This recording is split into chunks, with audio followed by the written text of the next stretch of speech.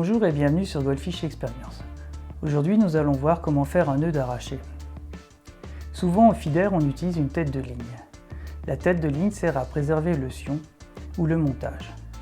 Aujourd'hui, pour réaliser mes arrachés, j'utilise les mêmes nylons que sur mes bobines. Donc là, c'est du technium en 25 centièmes. Des fois, j'utilise du 20 ou du 22 centièmes suivant la charge de plomb que je vais avoir sur mon feeder. Je suis en train de réfléchir à utiliser des fluorocarbones. Les fluorocarbones sont peut-être un peu plus raides et sont peut-être plus invisibles sous l'eau.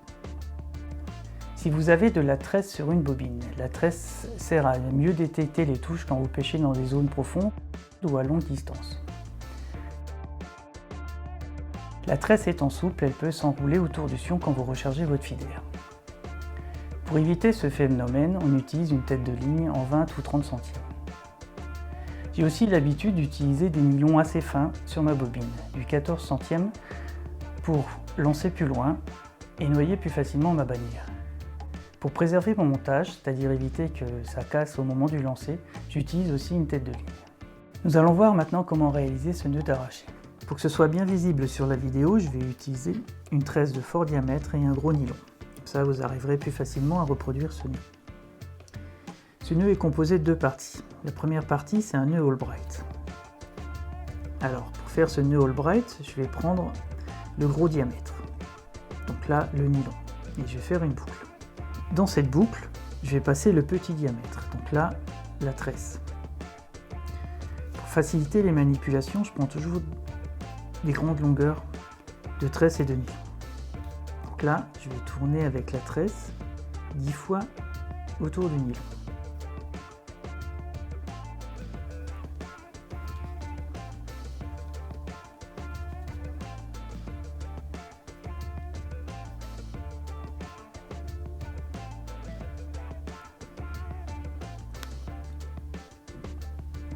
Voilà, et je repasse dans la boucle.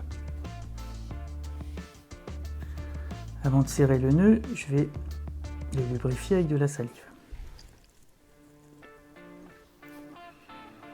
Et maintenant, je tire sur la tresse pour rapprocher les spires et assurer un beau nœud. Là, la partie un peu délicate, il ne faut pas que la tresse dépasse le nylon. À partir de ce moment-là, je peux serrer très fort sur les deux parties. Pour terminer ce nœud Albright, je vais couper à ras le nylon. Quand je dis à ras, c'est vraiment à ras. Je ne veux pas qu'il y ait d'aspérité qui pourrait accrocher les cochonneries à la surface de l'eau. J'ai déjà vu des sions casser quand des boules de pollen faisaient des amalgames sur le nœud. Et au moment de passer dans l'anneau de tête, c'était sans appel, le sion pétait. Donc maintenant je vais refaire une boucle. Et dans cette boucle, je vais passer 5 fois.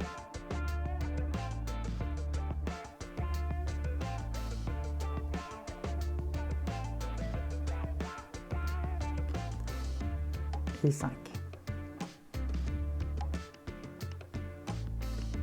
Donc là pareil, avant de serrer, on va lubrifier.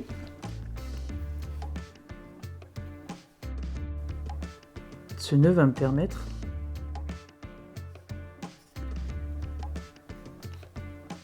d'avoir la partie, l'extrémité de tresse au centre du nœud.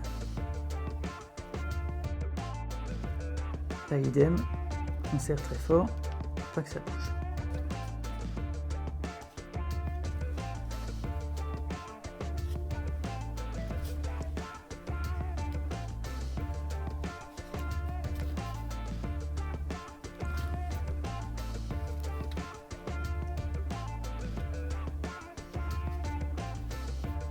Et pour terminer, on coupe la tresse à ras.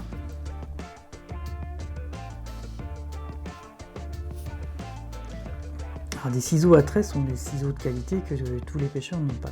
Si jamais vous n'avez pas de ciseaux à tresse, allez faire un tour dans la boîte de couture de madame. En général, ce sont des super ciseaux pour couper la tresse.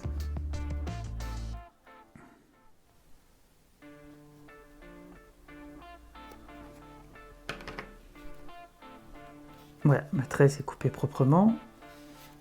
et je n'ai aucune aspérité sur ce nœud. Ce nœud est très solide, je peux tirer très fort dessus sans qu'il bouge.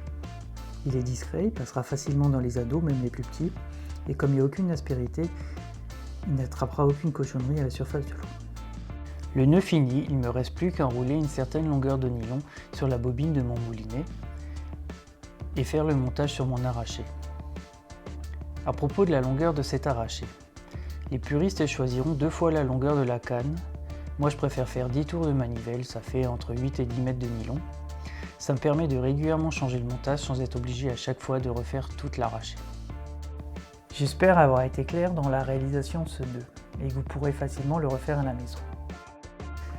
Pourquoi j'ai choisi ce nœud-là? J'ai choisi ce nœud-là parce qu'il est facile à réaliser, vous pouvez même le faire au bord de l'eau. Il m'est déjà arrivé de casser mon arraché juste avant une partie de pêche en sombrant. J'ai largement eu le temps de le refaire avant de commencer la compétition. Si jamais vous avez des questions, vous pouvez le faire par le biais des commentaires ou en me laissant un message sur mon adresse mail.